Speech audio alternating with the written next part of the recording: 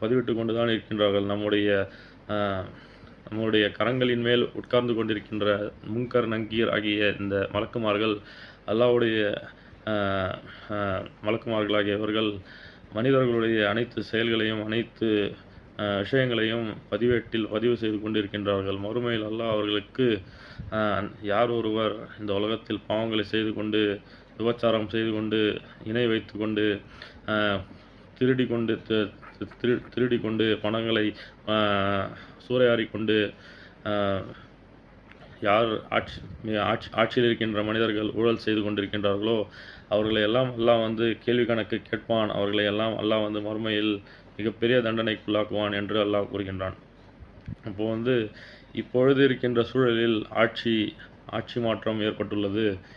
இப்பொழுது ஆட்சியாளர்கள் மாறுகின்றார்கள். அவர்கள்